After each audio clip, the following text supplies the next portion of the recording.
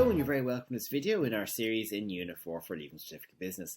And in this video we're going to look at the similarities between household and business insurance and the differences between the two of them as well. So what do you think the similarities between household and business insurance are? Well, first one is the legal requirements. Okay, both households and businesses are required to have motor insurance or insurance in their vehicle, whether it's car, truck, van, etc. If they're going to drive on Irish roads, they have to be insured. So it doesn't matter whether it's owned by a business or a household or private individual, you need to get insurance for it. Paperwork as well is quite similar for both. Both the household and business, when they're applying for insurance, have to fill in a proposal form. So a proposal form is like an application form for an insurance policy.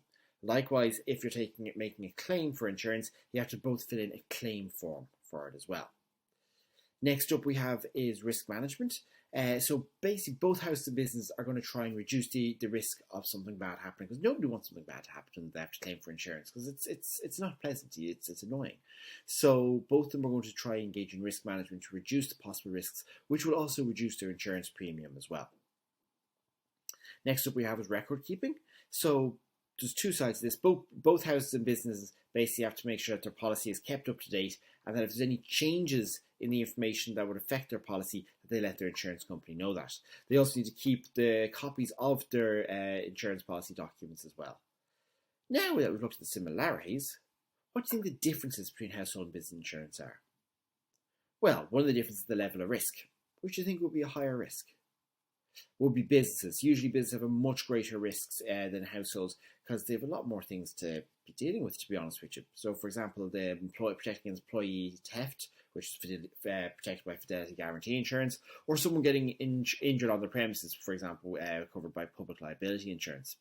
Another thing is financial loss. Businesses either have risk losing far larger amounts of capital or larger amounts of money than households would. For example, the cost of a factory burning down would be much greater than the average cost, the cost of an average house burning down, for example. The cost of your premiums as well would generally be a lot higher for businesses. Why? Because there's a much higher risk involved, because the assets or the things the business owns are generally worth more or more valuable than what's owned by the average household.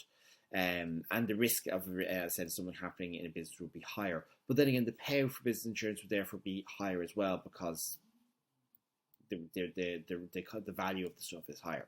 Also, types of insurance and policy involved. Household and businesses are going to need different types of insurance because they've got different levels of risk. So, for example, business is going to get public liability insurance and Fidelity Guarantee Insurance we discussed before, maybe key person insurance, whereas households wouldn't have the need for any of those types of insurance. So that brings us to the end of today's video. We've looked at now the similarities and the differences between household and business insurance.